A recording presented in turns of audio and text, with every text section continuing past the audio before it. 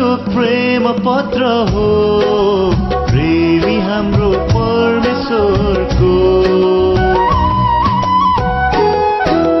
वचन त्यो प्रेम पत्र हो प्रेमी हाम्रो परमेश्वरको बुद्धिमान हुन यसलाई पढौं सुरक्षित हुन जय मसीह। यहाँ सबैजनालाई फेरि पनि आज हामी परमेश्वरको वचनबाट हेर्नु गइरहेका छौँ। गएको समयमा हामी लकडाउनभित्र बस्दाखेरि योनाले परमेश्वरसँग कसरी समय बिताए भन्ने विषयमा हामी हेर्दै थियौँ र आज पनि म तपाईँहरूको बिचमा फेरि परमेश्वरलाई पुकार्नु भन्ने विषयमा म अगाडि बढाउन गइरहेको छु। किनभने संसारमा हेऱ्यौँ भनेदेखि चाहिँ यहाँनिर तीनवटा कुराको लागि मानिसहरू लडभिड गरिरहेको हामी देख्दछौँ। घाँस बाँस र कपास। घाँस बाँस र कपासको लागि मानिसहरू एकदम लडभिड गरिरहेको देख्दछौँ। अनि यहाँ एकातर्फ अर्को यस्तो व्यक्तिहरू देख्छौँ नाम काम र दामको लागि लडभिड गरेको हामी देख्दछौँ। आज हामी संसारमा यस्तो व्यक्तिहरू देख्दछौँ जो गिनिज वर्ल्ड रेकर्ड बुकमा आफ्नो नाम लेखाउन चाहन्छन्। मानिसहरू पैदल हिँडेर विभिन्न ठाउँमा यात्रा गरेको, मानिसहरू अप्ठ्यारो अप्ठ्यारो कामहरू गरिराखेको, अनि अन्तरिक्षमा यात्रा गरेको, अनि विभिन्न कुराहरू हामी देख्दछौँ। किन त्यसो गरेको भन्दा मानिसहरूले नाम राख्नुको निम्ति, भाइरल बन्नुको निम्ति, विश्व चर्चित बन्नुको निम्ति, उनीको नाम चाहिँ त्यो गिनिज वर्ल्ड रेकर्ड बुकमा लेखियोस् भन्नुको खातिर मानिसहरू यस्तो गरेको हामी देख्दछौँ। तर दुःखको कुरो संसारमा त लेखिएला पनि, संसारको वर्ल्ड रेकर्डमा त लेखिएला पनि, तर स्वर्गमा एउटा किताब छ, स्वर्गमा एउटा यस्तो पुस्तक छ जुन चाहिँ जीवनको पुस्तक। त्यहाँ चाहिँ हाम्रो नाम लेखिएको छ कि छैन, सबभन्दा चिन्ताको विषय त्यो हो प्रियहरू। आज मानिसहरू दिनरात मरिराखेका छन्। मानिसहरू आजभोलि दिनरात मानिसहरू त्यही विषयमा लागि परेका छन्। कोरोनाको कारणले डर हुँदाहुँदै पनि मानिसहरू नाम काम र दामको लागि लडिरहेको हामी देख्दछौँ। कसले कति राहत दिने कोरोना पीडितहरूलाई उनीहरूको नाम सामाजिक सञ्जालमा मानिसहरूले देखुन् भनेर मानिसहरू यस्तो आफ्नो नाम काम र दामको लागि दिनरात मरिमेटेको हामी देख्दछौँ। त्यही दामको लागि, त्यही कामको लागि कोहीले त घाम नअस्ताए नै हुन्थ्यो, बिहान कहिले हुन्छ भनेर पनि बसेका व्यक्तिहरू हामी देख्दछौँ। पावलले भन्दछन् बाइबलमा फिलिपी 3 अध्यायको 8 पदमा हेर्दछौँ भनेदेखिलाई यहाँ यस्तो लेखेको छ, साँच्चै मेरा प्रभु ख्रीष्ट येशूको ज्ञानको श्रेष्ठताको निम्ति म सब कुरालाई पनि हानिको ठान्छु, जसको निम्ति मैले सबै कुरा गुमाएँ र ख्रीष्टलाई प्राप्त गरौँ भनेर तिनलाई रद्दी सम्झन्छु। संसारको थोकहरू गुमाएको कुरा यहाँ पावलले गर्दछन्। संसारका कुराहरूको मोहलाई उनले त्यागेको कुरा यहाँ पावलले गर्दछन्। हामी चाहिँ संसारको थोकहरूको पछि लागिरहन्छौँ, तर पावलले भन्छन् ख्रीष्ट येशू पाउनलाई संसारका कतिवटा प्रिय कुरालाई पनि मैले त्यागेको छु भनेर यहाँ भन्दछन्। किन पावलले यो प्रिय कुरालाई त्याग्नु चाहे? किन ख्रीष्ट येशू नै प्राप्त गर्नु उनले चाहे? यहाँ हामी देख्दछौँ बाइबलमा उद्धार पाउनको लागि त्यही ख्रीष्ट येशूमा मात्रै सम्भव छ। ख्रीष्ट येशू बिना उद्धार सम्भव छैन। जसले ख्रीष्ट येशूलाई पुकार्दछ तिनीहरूको उद्धार हुन्छ, यसरी लेखिएको छ बाइबलमा। जसले ख्रीष्ट येशू प्रभुलाई आफ्नो मुखले स्वीकार गर्छ र हृदयमा विश्वास गर्छ तिनीहरूको उद्धार हुन्छ भनेर लेखिएको छ। यसै कारण पावलले संसारका सबै कुरालाई रद्दी सम्झेका छन्। यसै कारण पावलले संसारका सबै कुरालाई गुमाए भनेर भन्दछन्। बाइबलमा हामी रोमीको पुस्तकलाई 10 अध्यायको 9 मा हामी हेर्दछौँ भनेदेखि ख्रीष्ट येशू प्रभु है, यहाँ हेर्नुहोस्, ख्रीष्ट येशू प्रभु जसलाई मानिसले मुखले स्वीकार गर्छ र हृदयमा विश्वास गर्छ भने त्यसको उद्धार हुनेछ। दुईवटा कुरा यहाँनिर छ, दुईवटा कुरा, मुखले स्वीकार गर्ने र हृदयमा विश्वास गर्ने, तिनीहरूको उद्धार हुनेछ। मुखले स्वीकार गर्ने कुरालाई म तपाईँलाई यसरी जोड्दछु, जुन चाहिँ शरीरले परमेश्वरलाई ख्रीष्ट येशू प्रभुलाई शरीरले ग्रहण गरेको कुरा, हृदयमा विश्वास गरेको कुरा। हृदय र मुख दुईटैले हामीसँग दुईवटा जीवन छ। हामीसँग दुईवटा जीवन छ, आत्मिक जीवन र शारीरिक जीवन। शरीर र आत्मा दुईटैले ख्रीष्ट येशूलाई प्रभु बनिकन स्वीकार गर्छ र हृदयमा विश्वास गर्छ भनेदेखि तिनीहरूको उद्धार हुनेछ। यसकारणले प्रियहरू म यहाँ तपाईँको बिचमा एक कुरा भन्न चाहदैछु।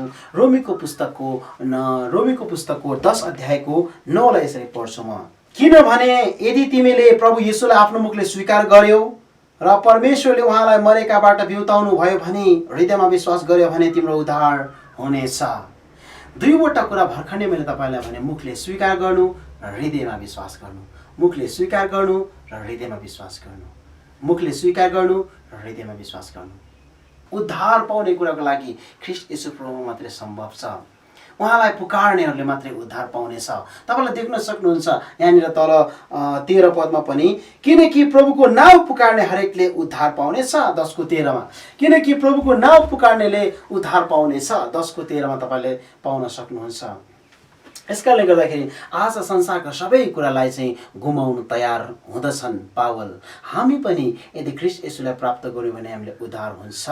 यसकारणले हाम्रो उद्धारको निम्ति ख्रीष्टलाई प्रभु बनिकन मुखले स्वीकार गर्ने र हृदयमा विश्वास गर्ने कुरा म तपाईँलाई आज बताउँदछु। किनभने संसारमा मानिसहरूले स्वर्ग र नरकको विषयमा कुरा गर्दाखेरि मानिसहरूले यो मान्छे बौलाएछ, यो मान्छे पागल भएछ, यो मान्छे अहिलेको यो टेक्नोलोजीको युगमा पनि के धार्मिक कुरा गरिबसेको होला, के पुरानो कुरा गरेको होला, कहाँ कसले देखेको छ स्वर्ग, कसले देखेको छ नरक भनेर मानिसहरूले भन्ने गर्दछन्। तपाईँ हामीले पनि सुनेका छौँ। तर स्वर्ग पक्कै पनि छ र नरक पनि पक्कै पनि छ।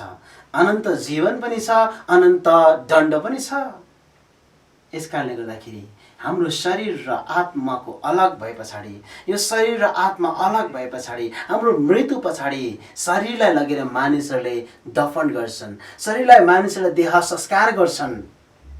कसैले जलाउँछ, कसैले दफन गर्छ माटोमा। तर आत्मालाई कसैले माटोमा दफन गर्दैन प्रियहरू। आत्मालाई कसैले माटोमा दफन गर्न सक्दैन। त्यो आत्मा चाहिँ कहाँ जाने भन्ने विषय चाहिँ आज हामीले चिन्ताको विषय त्यो हो। शरीरको निम्ति हामीले जगेडा राख्छौँ। शरीरको निम्ति सुरक्षाको लागि हामी दिनरात मरिमेट्छौँ। कोरोना भाइरस नलागोस् भनेर सेनिटाइजर लाउँछौँ, साबुन पानीले हात धुन्छौँ, मास्क लगाएर हिँड्छौँ, सामाजिक दूरी कायम गर्छौँ, टाढाको के भन्छ सामाजिक दूरी कायम गर्छौँ। तर आत्माको लागि, आत्मालाई लाग्ने रोग विषयमा, आत्मा मरिजान्छ कि भन्ने विषयमा चिन्ता कसैले गरेका हुँदैनौँ। आज म तपाईँलाई भन्छु आत्मालाई सुरक्षा गर्ने विषयमा। किनभने ख्रीष्ट येशू प्रभु त्यसैको निम्ति आज आउनु भएको छ। जसले प्रभु बनिकन उहाँलाई पुकार गर्छ तिनीहरूले उद्धार पाउनेछ। हालेलुया। आज म यहाँको बिचमा एउटा उदाहरण भन्न चाहन्छु। दुईजना जुम्ल्याहा बच्चाहरू आमाको पेटमा हुँदाहुँदी उनीहरू गफ गरेछन् अरे। आमाको पेटमा दुईजना जुम्ल्याहा बच्चाहरू गफ गर्दै गर्दा एउटाले भन्दो रहेछ, तिमीलाई थाहा छ हामी एउटा यस्तो संसारमा जाँदैछौँ, त्यो संसार चाहिँ एकदम नै त्यो फराकिलो संसारमा जाँदैछौँ, जन्मिँदैछौँ। त्यति बेला हामीलाई यो पेटमा गर्भधारण गर्ने हाम्रो आमा चाहिँ उहाँ हाम्रो आमा बन्नुहुनेछ। त्यस्तो संसारमा हामी एक दिन जन्म लिँदैछौँ। त्यहाँ घाम जुन तारालाई हामी प्रत्यक्ष देख्दैछौँ आफ्नो आँखाले भन्दै गर्दा अर्को त्यो जुम्ल्या नजिकैको अर्कोले पनि फेरि के भनेछ भन्दा एन्सर, हे तिमी के बौला कुरा गरेको, कसरी त्यो हुनसक्छ, नचाहिने कुरा पागल कुरा नगर भनेर भन्दो रहेछ अरे। साँच्चै जब 9 महिना पुग्यो, जब बच्चा जन्मिने समय आइपुग्यो, आमाले साँच्चै नै बच्चालाई गर्भबाट जन्म दिइन्। दुवैजना बच्चा को जन्म भयो। पृथ्वीमा बच्चाले खुट्टा टेके।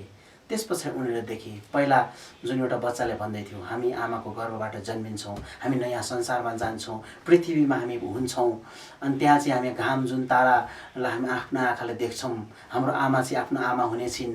यी सब कुरा जसले बताएको थियो त्यो कुरा सत्य भएर आयो त्यहाँनिर। अनि अर्कोले त्यति बेला पत्यायो।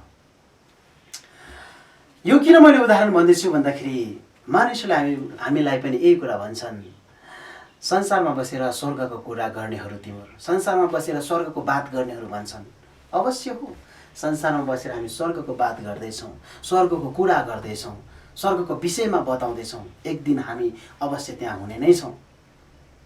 र जुन जुम्ल्या बच्चाको जुन बातचितको विषयमा तपाईँलाई मैले भने, एउटाले पत्ताको थिएन नि, कहाँ यो वाहियात कुरा तर वास्तविक त्यो जन्म हुने नै थियो, तिनीहरू पृथ्वीमा आउने नै थिए, आमाको गर्भबाट तिनीहरू निस्किने नै थिए। हामी पनि पृथ्वीबाट हामी जीवनमा सर्ने नै छौँ।